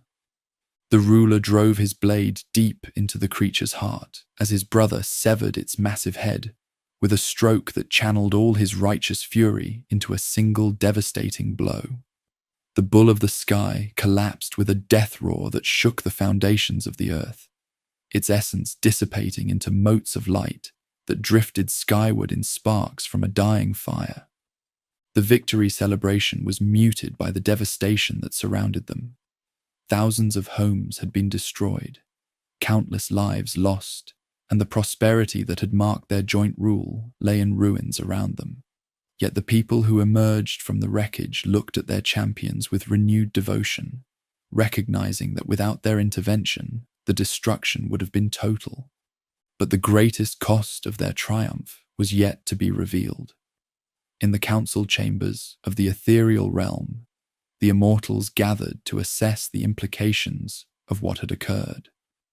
Two humans, even humans touched by celestial essence, had slain a creature of pure eternal force. Such defiance might not go unanswered without undermining the very foundations of cosmic order. Enlil, Lord of the Storm and Keeper of Eternal Law, spoke for the assembled powers. The earthbound have proven their strength, but they have also demonstrated their willingness to oppose the ethereal realm itself. Such defiance cannot be tolerated. If both live, they will inspire others to similar rebellion. One must die as payment for their hubris. The debate that followed would determine the fate of the bond that had transformed a kingdom. Some argued for the death of the ruler, whose original crimes had prompted the creation of his companion. Others insisted that the woodland warrior, as the more recent creation, should bear the penalty for defying eternal will. In the end, it was the manner of their offense that decided the matter. The bull of the sky had been sent specifically in response to the rejection of the goddess's advances. Though both champions had fought the creature, only the woodland-born had compounded the insult by helping to dismember its corpse in a display of triumph that bordered on mockery of celestial authority. The sentence was delivered via dreams that came to both friends on the same night. They saw visions of the underworld, that grim realm where the dead wandered in endless twilight, and understood that one of them was destined to journey there during life. When they woke and shared their dreams, the truth became clear. The woodland warrior had been chosen to pay the price for their victory. Eternal justice demanded a life, and the immortals had selected the one whose defiance had been most flagrant. The news struck the ruler in the manner of a physical blow. To lose the bond that had redeemed his soul, to watch his brother die for crimes they had committed together, seemed a cruelty that exceeded endurance. Yet there was no appeal from eternal judgment, no earthly power that might overturn the decision of the celestial council. As the first symptoms of the curse began to manifest in his companion, a fever that no earthly medicine might cure, a weakness that grew stronger each day despite his supernatural constitution, the monarch faced the possibility of returning to the isolation that had once made him a tyrant. The thought of ruling alone again, of facing the challenges of leadership without the counsel and companionship that had made them bearable, filled him with a despair deeper in magnitude he had known.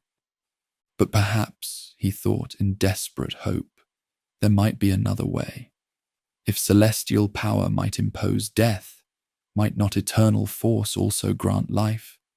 Somewhere in the world, according to ancient legends, lived beings who had achieved immortality via various means. If he might find such a person, learn their secrets, perhaps he might save his friend and preserve the bond that had become more precious to him in comparison to his own life. The seeds of a quest were planted in that moment of desperate hope, a journey that would test not only his physical courage, but his understanding of what it truly meant to be human. For in seeking to cheat death, the ruler would discover truths about mortality, bonds, and the nature of existence that would transform him in ways even more profound in comparison to his original meeting with the woodland warrior. But for now, all he might do was watch helplessly as eternal justice took its inexorable course, and prepare himself for a loss that would shatter his world and send him wandering into the wilderness of his own despair. The curse manifested itself slowly at first, like shadows creeping across the land at sunset. The woodland warrior's magnificent strength began to ebb in ways that defied understanding.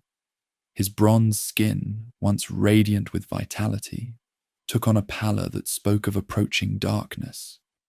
The laughter that had filled the palace halls grew quieter each day, replaced by silences that stretched between the two friends like chasms opening in familiar ground. For 12 days, the affliction progressed with relentless certainty. Physicians from across the kingdom came to examine the stricken champion, bringing with them remedies that had cured plagues and healed wounds that should have proved fatal.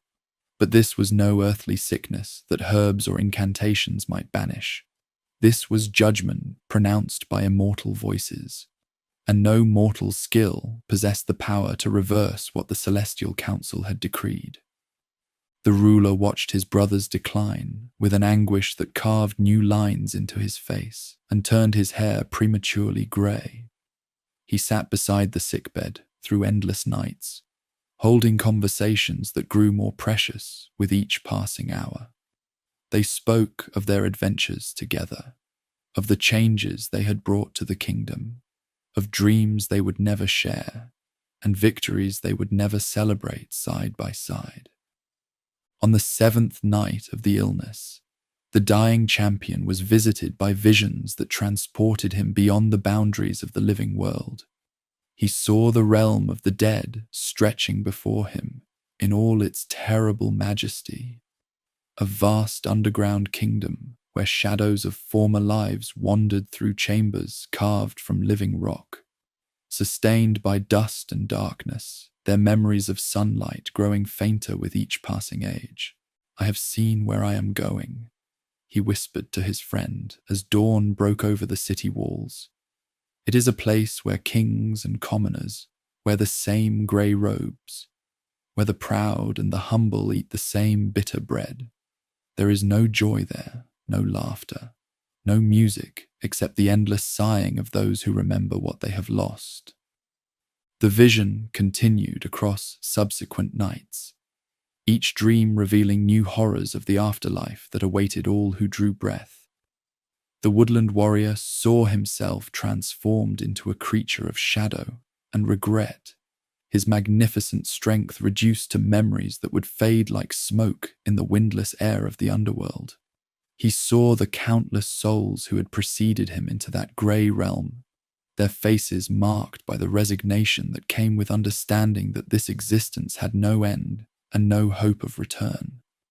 "Promise me," he gasped during one of his lucid moments, gripping his friend's hand with fingers that trembled despite their supernatural origin.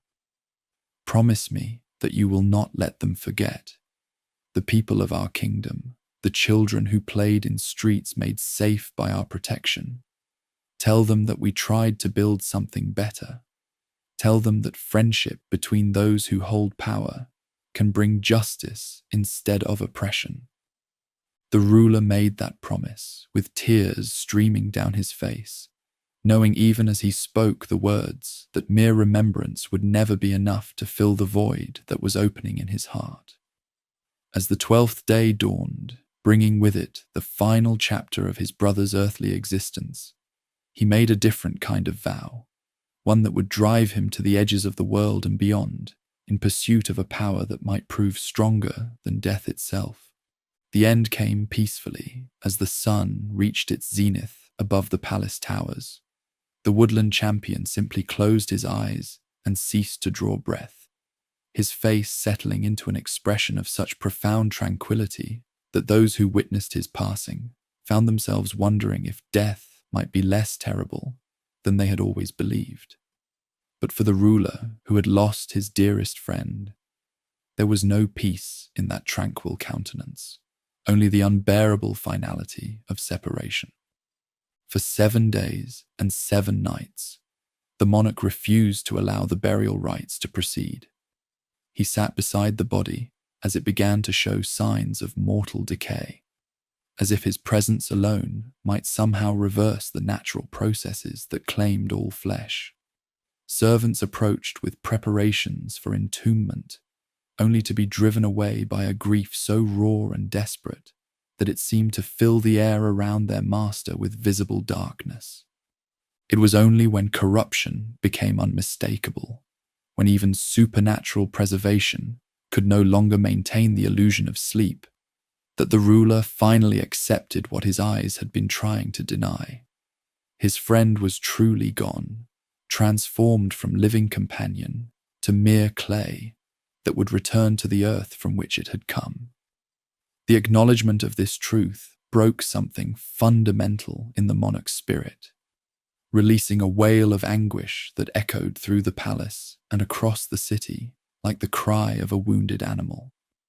The funeral that followed was magnificent beyond all precedent. The entire kingdom mourned the loss of the champion who had helped transform their lives. But none mourned with the devastating intensity of the one who had lost not just an ally, but the other half of his soul. As the tomb was sealed and the rituals concluded, the ruler made an announcement that shocked his advisors and terrified his subjects. He would abandon his throne and his responsibilities to seek out the secret of eternal life. Somewhere in the world, according to legends that stretched back to the earliest days of creation, lived one who had achieved true immortality, not the shadowy half-existence of the underworld, but the continuation of life itself beyond the reach of death. If such a being existed, if such knowledge could be found, then perhaps there was still hope of reuniting with the friend whose loss had made existence unbearable. The advisors pleaded with their master to reconsider this desperate plan. The kingdom needed his leadership, they argued. His people depended on the wisdom and justice he had learned to exercise. Abandoning his duties to chase myths and legends would undo all the progress they had achieved together, returning the realm to the chaos and oppression that had marked the earlier years of his reign. But the monarch's determination had crystallized into something harder than bronze, more enduring than stone. He would find the secret of immortality, or he would die in the attempt. Either outcome seemed preferable to spending the remainder of his days haunted by memories of what he had lost, surrounded by reminders of conversations that would never continue, and adventures that would never be shared. The preparations for departure were swift and stark. The ruler exchanged his royal robes for the rough clothing of a traveler, his golden crown for a simple cap that would protect him from sun and rain. He took with him only the most basic supplies: water, dried food, a weapon forged from the finest metal the kingdom's smiths could produce. Everything else he left behind, including the throne that had defined his identity since youth.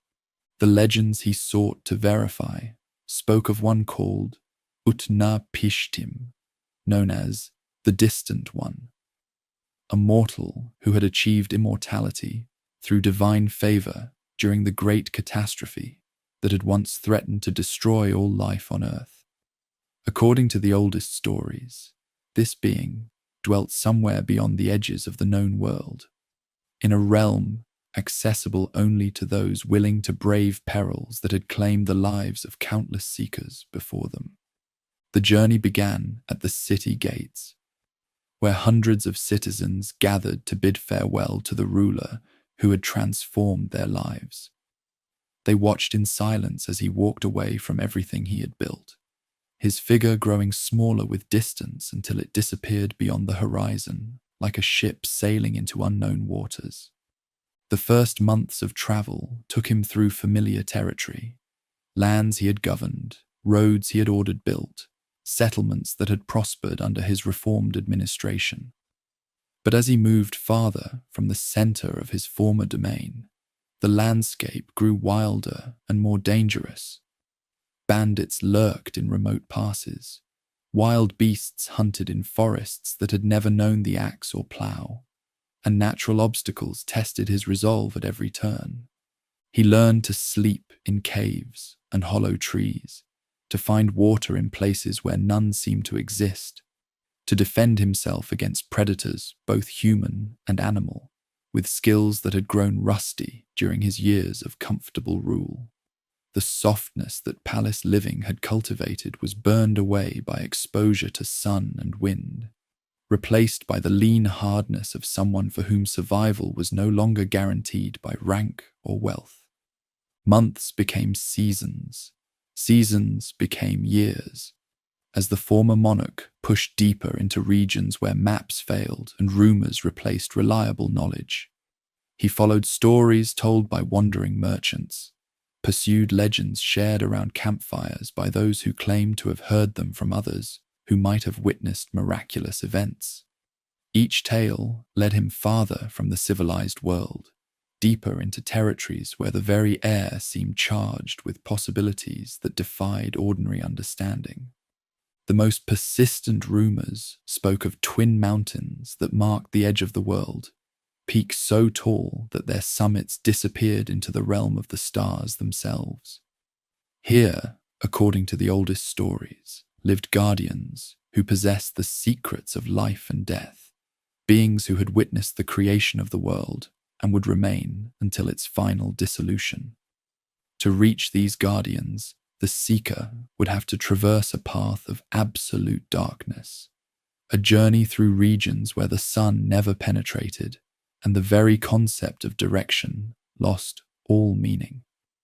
After 2 years of increasingly perilous travel, the wanderer found himself standing before an obstacle that seemed to confirm the truth of the legends he had been pursuing.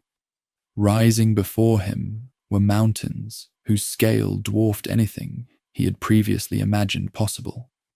These peaks stretched upward beyond the reach of vision, their slopes disappearing into clouds that seemed to merge with the dome of the sky itself. At the base of these impossible heights stood figures that might once have been human, but had been transformed by centuries of duty into something altogether different. The Scorpion Men, as legend named them, possessed the torsos and heads of mortals, but the bodies and stinger-tipped tails of the greatest desert predators. Their eyes held the wisdom of ages, and their voices carried the authority of those who had stood watch at the boundaries of existence since time began. "Turn back, wanderer," spoke the eldest of these guardians, his words carrying both compassion and absolute finality. "What you seek lies beyond the reach of mortal determination. The path ahead leads through 12 leagues of absolute darkness, where the absence of light is so complete that it becomes a living thing that devours hope and sanity alike. No one who has entered that realm has ever emerged to tell of what lies beyond. But the former ruler had traveled too far and sacrificed too much to be turned back by warnings, however dire. I seek Utnapishtim, the distant," he replied, his voice hoarse from years of disuse except for necessary communication. "I seek the secret of life beyond death. If the path leads through darkness, then I will learn to see in darkness. If it leads through dangers that have claimed the lives of others, then I will prove myself stronger than they were." The Scorpion Men exchanged glances that spoke of centuries of similar encounters, all ending in tragedy for those who refused to accept the limitations of mortality. But they also recognized something in this particular seeker that set him apart from the merely ambitious or desperate. This was grief given form and purpose, love transformed into an irresistible force that would not be denied by any obstacle short of absolute impossibility. "Very well," the Guardian finally said. "We cannot prevent you from attempting what others have failed to achieve.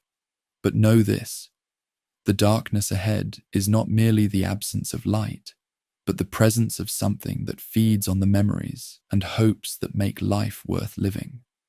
Many who enter emerge as hollow shells, their souls consumed by shadows that strip away everything that once made them human." The warning given, the Scorpion Men stepped aside and revealed the entrance to the path of darkness, a tunnel carved into the living rock of the mountain, its opening so perfectly black that it seemed to absorb light from the surrounding air. No sound emerged from its depths. No hint of air movement suggested what lay beyond the first few steps into its embrace. The seeker paused at the threshold, understanding that this moment marked a transition from which there could be no return. Behind him lay the world of light and life, the realm where memory still offered the possibility of connection with what he had lost. Ahead lay the unknown, territory that might hold the answers he sought, or might destroy everything that remained of his identity in the seeking. Drawing upon reserves of courage he had not known he possessed, the former monarch stepped into the absolute darkness and began the most perilous journey of his quest. The path ahead would test not only his physical endurance, but his spiritual resilience, challenging his understanding of what it meant to be human and what price was worth paying, for the chance to transcend the limitations that bound all mortal existence. Behind him, the Scorpion Men resumed their eternal vigil, adding one more name to the long list of those who had chosen to brave the impossible, rather than accept the unchangeable nature of loss. Whether this seeker would join the ranks of the lost or emerge as something unprecedented in their long experience remained to be seen in the darkness that lay ahead. The passage through absolute darkness lasted an eternity and an instant, defying every natural law that governed the perception of time and space. The wanderer walked through a void so complete that he began to question whether his feet still touched solid ground, whether his lungs still drew breath. whether his heart continued to beat in the silence that seemed to swallow even the sound of his own existence. In this realm, where light had never penetrated, strange visions began to assault his consciousness. He saw his lost companion calling to him from distances that could not be measured, heard conversations they had shared echoing back from walls that might not exist. The void fed on recollection and longing, transforming cherished moments into instruments of torment that tested his sanity with each step forward. Hours passed, or perhaps years. Measurement became meaningless in a place where the sun never rose, and shadows held substance while matter dissolved into uncertainty. The traveler pressed onward by pure force of will, guided only by the conviction that somewhere ahead lay answers that would justify the price he was paying for their discovery. When illumination finally began to creep back into the world, it came not as a sudden revelation, but as a gradual warming that seemed to emerge from the very stones beneath his feet. The tunnel opened onto a landscape unlike anything he had witnessed in his travels. A garden where jeweled trees bore fruit of crystallized light, where streams flowed with water that sang as it moved, where the air itself seemed to sparkle with particles of living starfire. At the heart of this impossible paradise stood a figure that radiated the accumulated experience of ages. The tavern keeper appeared as a woman neither young nor old, her eyes holding depths that spoke of having witnessed the birth and dissolution of countless civilizations. Her establishment, part inn, part sanctuary, part threshold between worlds, served as a resting place for those rare travelers who managed to survive the passage through the realm of absolute shadow. "Welcome, wanderer," she said, her voice carrying melodies that seemed to heal the wounds that the void had carved into his spirit. "Few emerge from the path you have traveled with their sanity intact. Fewer still arrive here, driven by the particular anguish I see burning in your eyes. Tell me, what tragedy has driven you to seek what no mortal was meant to find?" The traveler found himself pouring out his story, as if the words had been dammed behind his lips for the entire expedition. He spoke of the bond that had transformed his life, of the connection that had made him understand what it meant to be truly human, of the bereavement that had left him hollow and yearning for any chance of reunion with the one who had given his existence meaning. The keeper listened with the patience of one who had heard countless tales of sorrow and longing, her expression growing increasingly troubled as she comprehended the magnitude of what he sought to achieve. When he finished speaking, she remained silent for long moments, weighing her response with the care of someone who understood that words possessed the power to either heal or destroy. "Your devotion to your companion honors you both," she said finally. "But the path you have chosen leads only to greater suffering. Deathlessness is not a gift, but a burden. Not a reunion, but a separation from everything that makes existence meaningful. The secret you seek exists, but those who possess it have paid prices that would make death seem a mercy by comparison." She gestured toward the crystalline garden that surrounded her dwelling, its beauty marred by an underlying sense of isolation that spoke of centuries spent in solitude. "I have tended this place since before your civilization learned to count the years, watching pilgrims like yourself arrive broken by tragedy and leave broken by the revelations they discovered. The deathless life you imagine, filled with joy and companionship restored, exists only in the fevered hopes of those who have not yet learned what infinity truly means. But the wanderer's determination had been tempered by trials that made mere words seem like whispers against hurricane winds. "Then let me learn for myself what infinity means," he replied. "Let me discover whether the price is worth paying. If I am to be broken by revelation, then let me be broken by awareness rather than by ignorance." Recognizing the futility of further argument, The keeper provided directions to the dwelling of the distant one, along with warnings about the final obstacles that lay between the traveler and his goal. The deathless survivor lived beyond waters that separated the realm of the living from territories where natural laws held no dominion, accessible only to those willing to cross oceans that existed as much in spirit as in substance.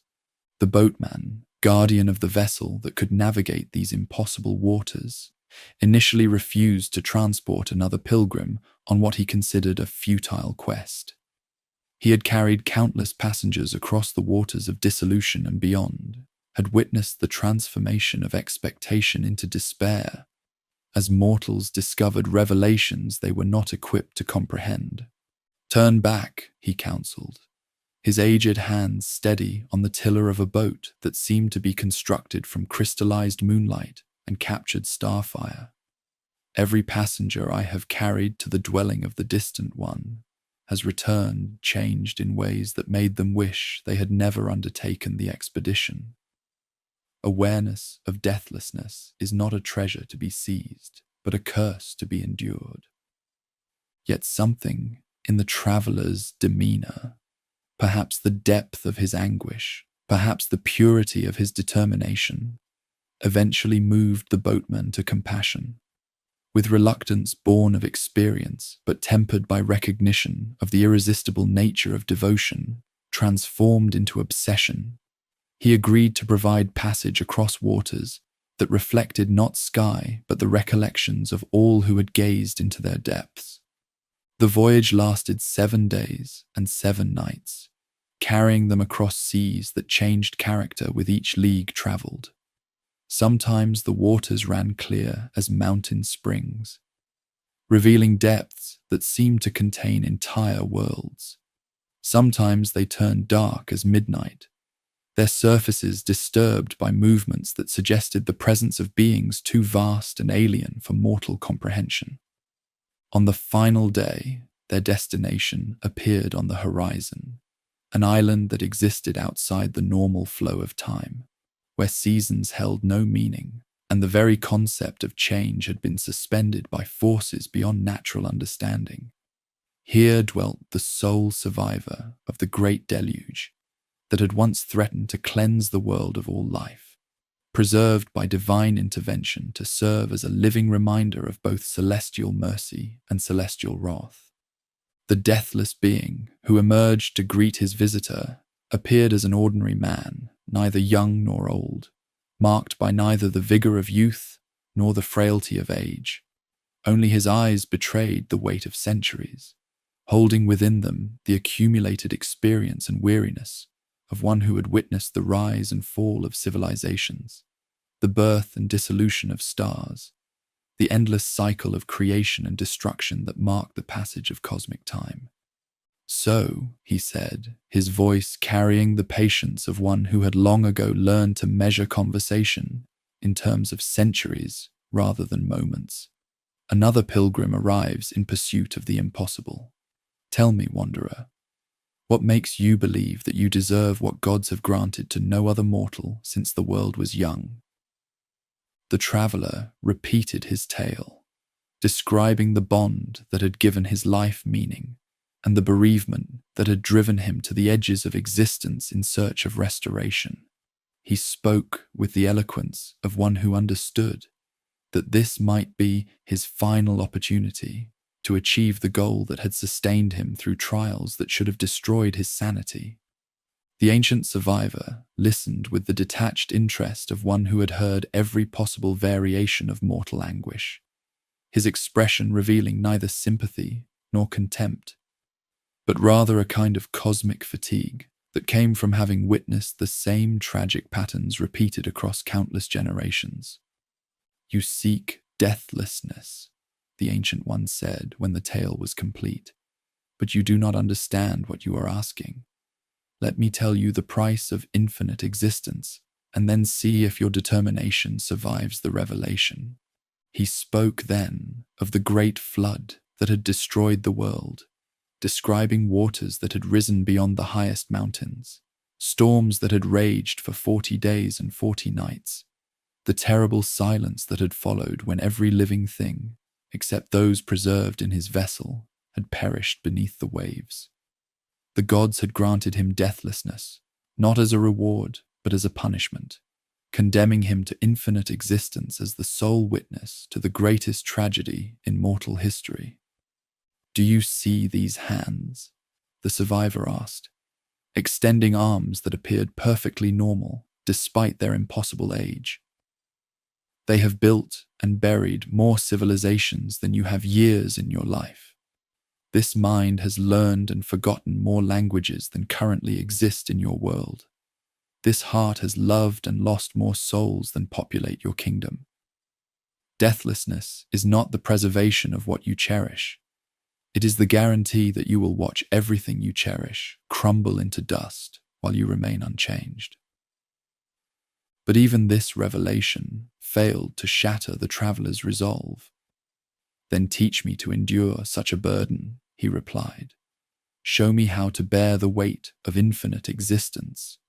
If the price of possibly reuniting with my companion is the pain of watching everything else pass away, then I will pay that price gladly." The survivor studied his visitor with eyes that had observed the folly of mortals for centuries beyond counting. Finally, he proposed a test that would demonstrate the futility of the quest while providing its own form of merciful education. "Very well," he said, "but first, prove to me that you possess even the most basic requirement for deathless existence. Stay awake for 7 days and 7 nights. Show me that you can resist the simple human need for sleep before asking to transcend the ultimate human limitation of mortality." The challenge seemed laughably simple after the ordeals the wanderer had already endured. Surely someone who had walked through absolute shadow and crossed the waters of infinity could resist the mere physical need for rest. He settled himself in a comfortable position and prepared to demonstrate his worthiness for the gift he sought. But the deathless survivor understood what his visitor did not, that the human body and spirit possessed limits that could not be overcome by determination alone. As the first day progressed, fatigue began to accumulate in ways that defied the traveler's attempts to resist. The comfortable dwelling, the gentle sounds of wind and water, the very peace he had sought for so long, began to work against his conscious will to remain alert. Despite his heroic efforts, despite the strength that had carried him across half the world in pursuit of his goal, the wanderer succumbed to slumber before the first day was complete. He fell into dreams filled with visions of his lost companion, conversations that felt more real than any waking experience, moments of connection that made the struggle to remain conscious seem petty and unnecessary. The survivor's wife, moved by compassion for the sleeping figure, marked each day of his unconsciousness by placing fresh bread beside him, loaves that aged and molded as the days passed, creating a calendar of his failure that would greet him upon awakening. When the traveler finally stirred after 7 full days of deep slumber, the evidence of his defeat surrounded him in the form of bread, ranging from fresh to completely spoiled. "Behold the proof of your mortality," the Ancient One said gently. "You could not stay awake for a single week, yet you aspire to consciousness that would last for infinity. The human frame, no matter how strong, possesses limitations that cannot be transcended by will alone." The evidence was undeniable, the logic inescapable. Yet as the wanderer prepared to depart, broken by the recognition of his fundamental inadequacy for the goal he had pursued, the survivor's wife approached her husband with a request born of the same compassion that had led her to mark the passage of his sleeping days. "This one has traveled farther and sacrificed more than any who have come before," she said. "Though he cannot achieve what he seeks, perhaps we can offer him something that might ease the burden of his return passage." After long consideration, the ancient survivor shared one final secret. information about a plant that grew in the deepest parts of the ocean, a flower whose properties could restore youth to the aged and grant extended life to those wise enough to use it carefully. Though not true deathlessness, it offered the possibility of prolonged existence that might allow the wanderer to find some form of peace with his bereavement. The plant is called "The Old Man Becomes Young," the Deathless One explained. It grows only in the abyssal depths where even fish fear to venture. Retrieving it will require you to dive deeper than any mortal has ever attempted, to risk drowning in pursuit of a prize that may offer only temporary respite from the mortality you seek to escape. The location revealed, the traveler prepared for what might be his final adventure. The waters above the plant's resting place reflected the sky like polished metal, their surface calm as a mirror. But beneath that deceptive tranquility lay depths that descended into regions where sunlight had never penetrated, where pressure that could crush human bones created environments hostile to all terrestrial life. Binding stones to his feet to carry him down faster than he could swim, the wanderer plunged beneath the surface and began his descent into the heart of the ocean. The world above disappeared into a recollection of light, as he sank deeper into realms where only the most alien forms of life could survive the crushing weight of water. The plant, when he finally located it, growing from crevices in the sea floor, appeared unremarkable.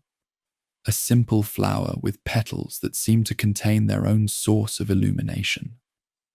But the moment his fingers closed around its stem, he felt a surge of vitality that spoke of power beyond ordinary comprehension. This was indeed a treasure worth the expedition, a prize that might not grant true deathlessness, but could offer extended time to find meaning in a life that had been shattered by bereavement. The ascent to the surface required every remaining vestige of his strength, but he emerged from the depths, clutching the miraculous plant like a talisman against despair. For the first time since beginning his quest, he allowed himself to feel something approaching optimism. Though he had failed to achieve his ultimate goal, perhaps this partial victory might provide opportunities he had not previously imagined.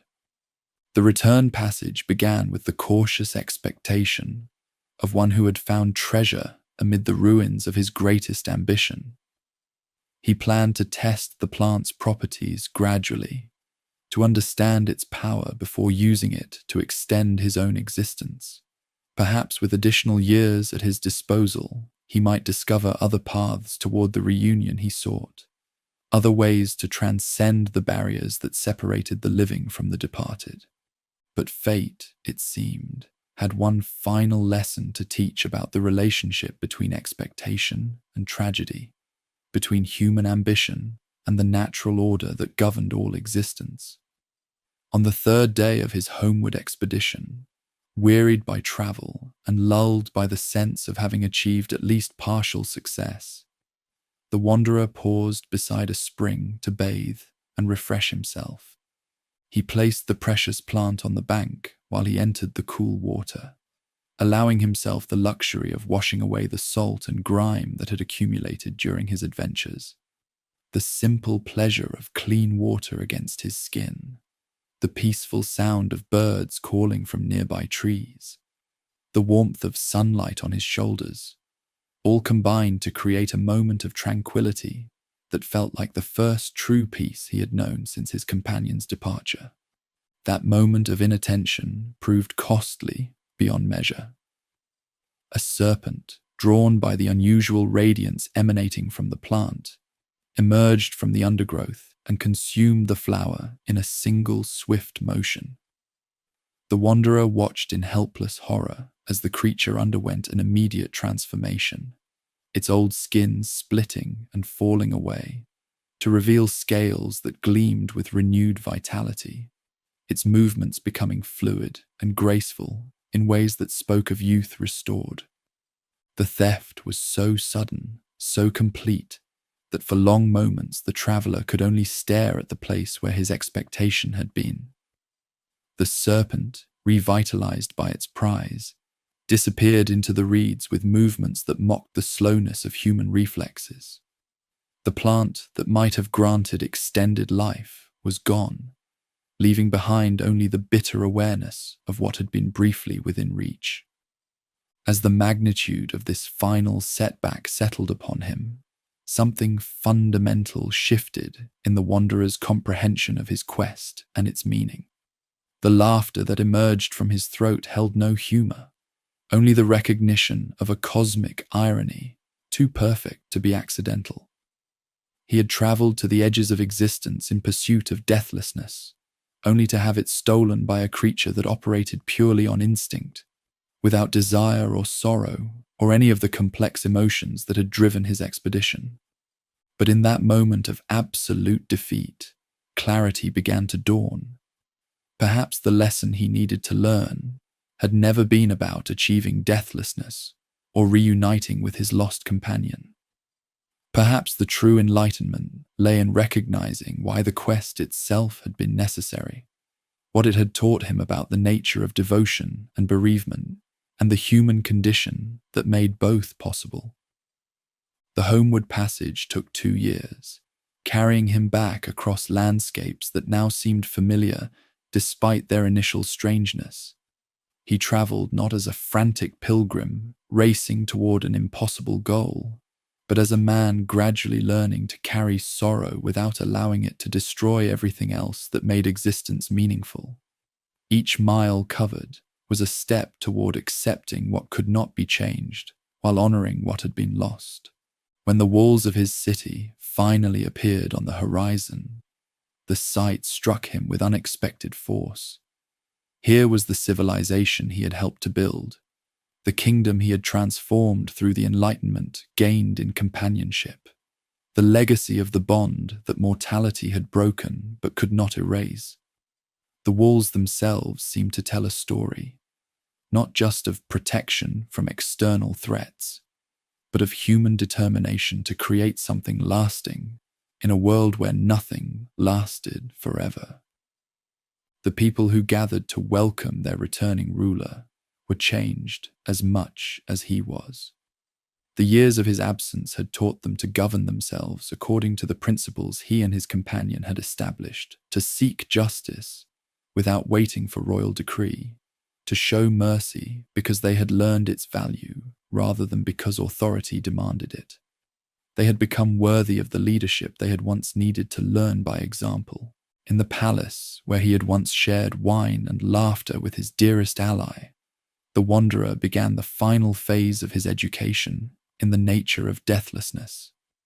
Not the literal version he had sought in distant lands, but the form that came from creating something worthy of preservation, from touching lives in ways that continued to influence the world long after the original touch had ended. He commissioned scribes to record the full story of his bond and his quest, recognizing that recollection preserved in written form possessed a kind of permanence that no physical existence could match. The tale of 2 champions who had found in each other the missing pieces of their souls would be copied and recopied, told and retold, translated into languages that did not yet exist for peoples not yet born. The walls of the city became more than mere fortification in his eyes. They became symbols of everything that human effort could achieve when guided by enlightenment and tempered by recognition of mortality's gifts rather than its limitations. Within those walls lived people who had learned to create beauty, to seek illumination, to show compassion, to build something greater than the sum of their individual lives. In the end, the wanderer who had traveled to the edges of existence in pursuit of literal deathlessness discovered that he had possessed a form of infinite life all along, not in his own continued existence, but in the influence he had exercised on others, the changes he had helped to create, the devotion he had shared with a companion whose recollection would outlive them both. The bond that had begun in combat and been sealed in adventure would never truly end, because it had become part of the story that defined what it meant to be human. In choosing to remember rather than forget, to honor rather than abandon, to build rather than destroy, mortals created their own form of deathlessness, one that required no divine intervention, no magical plants, no expeditions to impossible lands. The walls of the city stood as testament to this revelation, reminders that the greatest monuments were not tombs that preserved the departed, but communities that nurtured the living. And in the preservation of recollection, in the continuation of ideals, in the endless human effort to create meaning from mortality, the bond of the two champions achieved the only form of infinite existence that truly mattered, influence that continued to shape the world long after life itself had ended.